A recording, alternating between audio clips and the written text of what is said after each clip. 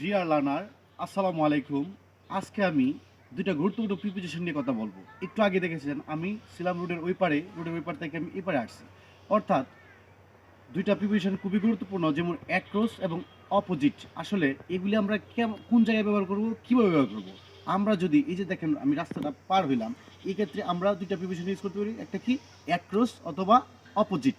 ঠিক এরকম ধরেন আপনার কোনো বন্ধু আপনাকে ফোন দিছে, ফোন দিয়ে বলতেছে বন্ধু তুই কই আসস, আপনি বললেন যে স্কুলের অপোজিটিভ আছে, তখন আপনি এটা কি বলতে পারেন?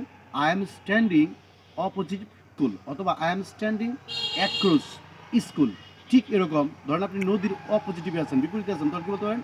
অ্যাক্রস রিভার অথবা কি অপোজিটিভ রিভার। অথবা আপনি বললেন যে একটা মসজিদের বিপরীত পাশে আছেন, তখন কি বলতে পারেন তারা? যে অ্যাক্রস মস্কো অথবা কি এক অথবা অপোজিটিভ মস্কো। ঠিক এরকম আপনারা এখন আপনাদেরকে আমি একটা বলবো করার জন্য, আপনারা বলবেন যে আপনি ধরেন একটা মাদ্রাসার বিপরীত সাইডে আছেন, এটা আসলে প্রিপোজিশন কি হবে? আপনারা আশা করি এটা আমার কমেন্ট বক্সে বলে দেবেন। আসসালামু আলাইকুম।